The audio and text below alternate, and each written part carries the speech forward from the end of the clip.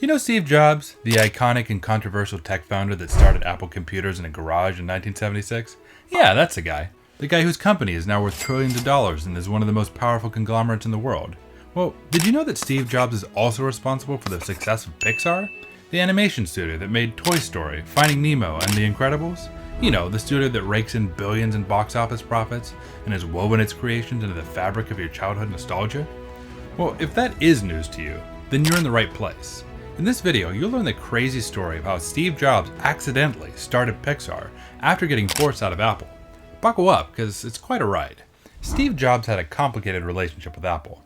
It wasn't always sunshine and rainbows. In 1985, he was forced out of the company after a long power struggle with the board of directors. For Jobs, this removal was a public failure, and he took it personally, rightfully so. Out of spite, Steve knew he needed to use his next business move as a chance to reinvent himself. All he needed to do was find a company with struggling sales, a killer technical team, and an opportunity to grow. Let's set the stage real quick. Lights, camera, action. We're back in 1979 and Lucasfilm's computer graphics division officially establishes itself in San Francisco.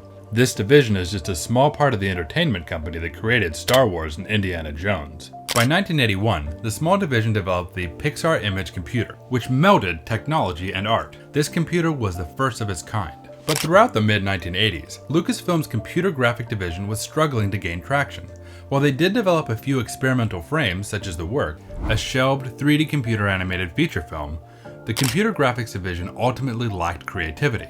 The division consisted of computer scientists and engineers who were great developers but not so great storytellers. To help alleviate expenses, the computer graphics division's primary business was selling $135,000 computers to the US government, medical labs, and corporations. Like the original Macintosh, these computers were not selling well. They were bulky, slow, and super confusing to use. However, to demonstrate the true power of the Pixar Image Computer, they relied on animation to help market their product and attract new customers. Unfortunately, even with clever marketing, the computer graphics division needed a lifeline, especially after George Lucas failed to raise money from 35 venture capitalists and 10 large corporations. With no other options, Star Wars creator George Lucas reluctantly accepted Steve Jobs' $5 million offer and parted ways with its failed computer graphics division. In February 1986, with Steve Jobs now serving as chairman of the board of directors and CEO, he renamed the computer graphics division Pixar Animation Studios, setting in motion a series of events that would redefine the movie industry forever. Steve also threw in $5 million of his own capital to fund much needed improvements. At the time, Jobs did not care about animation or the computer graphics portion of the division. He cared about the underlying computational power and the hardware Pixar was developing, and knew the difference maker was a tech stack that enabled animation. Hollywood could figure out how it felt about animation sometime in the future. As visionaries, Steve Jobs and Pixar were creating that future. Steve meeting John Lasseter and Ed Catmull is another important part of this story. Their passion for animation and their dream of building an award-winning animation studio are what convinced Steve Jobs to direct his energy at Pixar. Jobs bought into their dream financially, professionally, and spiritually. The trio's ambitions fed off one another. They were a match made in heaven.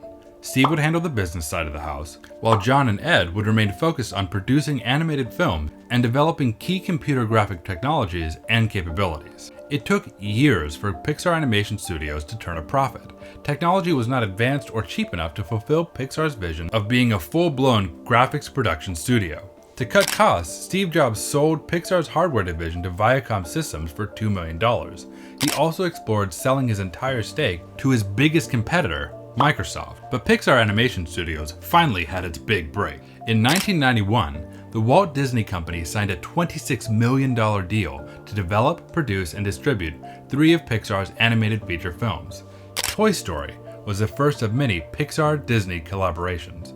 It took 4 years to produce and was the first feature-length animated film completely computer-generated. Hey, wow! What is it? Woody! Buzz!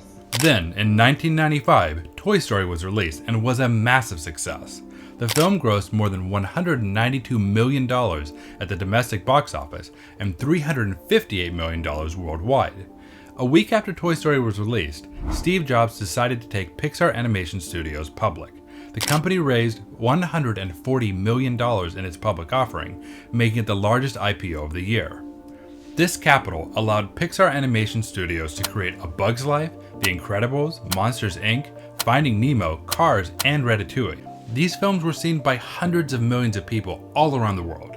The IPO also gave Steve some clout at Disney, which he sure took advantage of. Steve immediately renegotiated the initial agreement with Disney and switched the movie release schedule from winter to summer. This allowed the movies to make money in movie theaters during the summer and on DVDs during the holiday season. Yet another example of Steve Jobs playing chess while everyone else was playing checkers. The years passed and Pixar continued its unprecedented success. Steve Jobs had done what he came to do. In 2006, Steve decided to sell Pixar to Disney for $7.6 billion, which made him a billionaire. That's right, Pixar made Steve Jobs a billionaire before Apple ever did. If you like this video, please hit the like button, subscribe, and leave your thoughts below. This helps us grow on YouTube to infinity and beyond. See you next time.